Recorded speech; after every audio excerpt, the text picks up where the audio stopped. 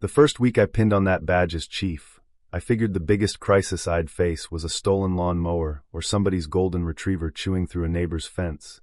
You know, small-town stuff, paperwork, handshakes, easing into the job. Instead, I watched a bulldozer chew through my sister's front porch like it was clearing brush, and the woman responsible stood there smiling like she'd just planted tulips. Yeah, that happened. And the wildest part? She said it was for the good of the neighborhood. Let me back up a sec. I'd just taken over as police chief in the same town we grew up in. Not some big city department, just a tight grid of tree-lined streets, porch lights that click on at dusk, neighbors who still wave even if they don't like you much.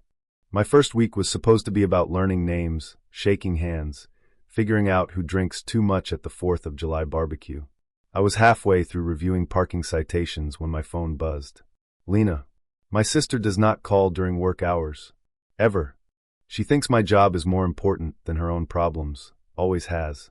So when I saw her name light up the screen, something in my chest tightened before I even answered. Hey, I said. All I heard was sobbing. Not quiet crying, the kind that shakes your ribs, words breaking apart in her throat.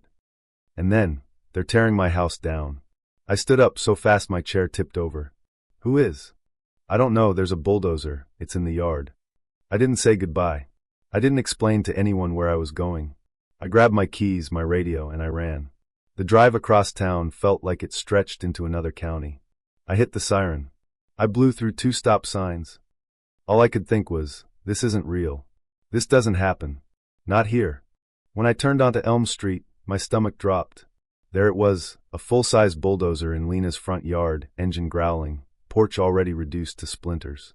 Wood and brick scattered across the grass like bones. And standing there, cool as a cucumber in pressed khakis and oversized sunglasses, was Karen, HOA president, self-appointed queen of conformity. She had that clipboard tucked under her arm like a royal scepter. Lena was barefoot on the sidewalk, clutching a folder to her chest. Her face looked drained of color, like someone had pulled the plug. I parked on the lawn and ran to her. Are you okay? I was inside, she said, voice trembling. I heard this crash. I thought a car hit the house. The bulldozer revved again. I walked straight toward it. Turn it off, I yelled. The driver hesitated, eyes darting toward Karen. It's fine, she said calmly, like she was approving a paint color. I said turn it off. The engine cut. Karen approached me with that tight smile she wore at every HOA meeting. This is an authorized HOA action, she said. The home is in violation. In violation of what? I asked. She handed me a folder. Clean printouts, bold headings, HOA logo splashed across the top. It looked official, until you actually read it. No city seal. No permit number. No judge's signature. Just made-up authority dressed in fancy fonts. We voted, she said. Emergency session. I checked the date. 3 days ago, the exact day I left town for a training conference. She waited until I was gone. Lena whispered, I never got a letter. No call. We posted notice by the community pool, Karen replied with a shrug. A corkboard by the pool. A thumbtack and a piece of paper. That was her idea of due process. I turned to the bulldozer driver. Who hired you? HOA, he said. Said it was landscaping. Paid cash. Landscaping. I looked at the work order. Remove old structure. Old structure. Like Lena's house was a rotten shed. Karen gestured toward the rubble. The neighborhood already looks better. And that's when I knew. This wasn't about siding color or mailbox height. This was personal. Calculated. Something else was moving under the surface. Back at the station, I started digging. Zoning office first. Pulled recent development proposals. And there it was, Verdon's Holdings luxury townhomes planned for the adjacent block. Pretty green walking trail wrapping behind the houses.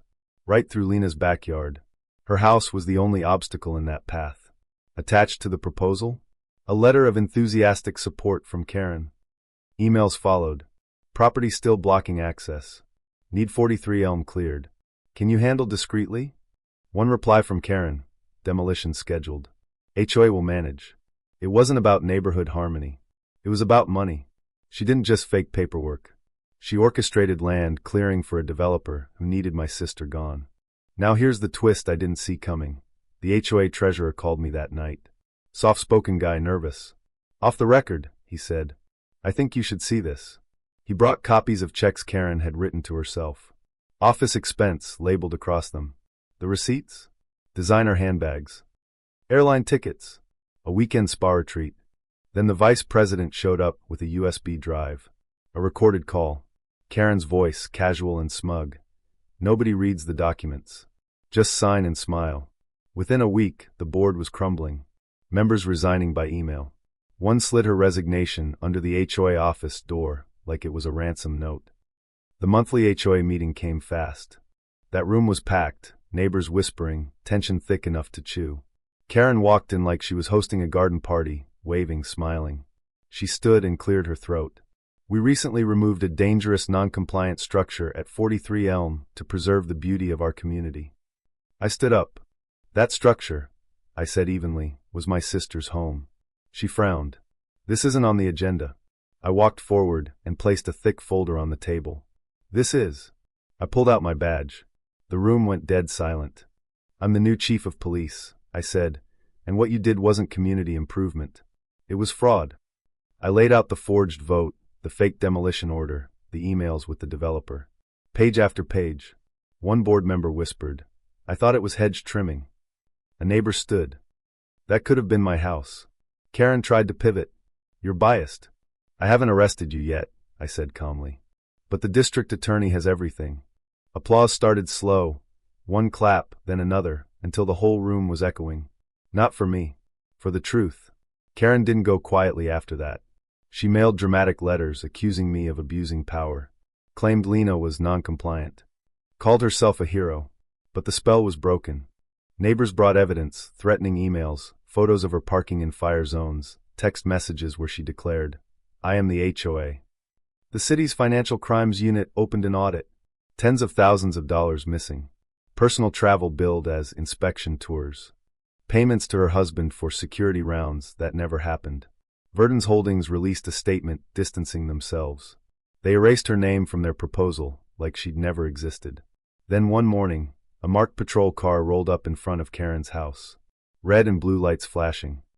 Cuffs clicked behind her back. She tried to hide behind sunglasses, but every curtain on that street shifted. Phones came out. Neighbors watched from porches she used to patrol like royalty. Felony fraud. Property destruction. Misuse of HOA funds. Tampering with public documents. The hearing lasted 12 minutes. There was no misunderstanding. Just evidence. As for Lena, she didn't rant.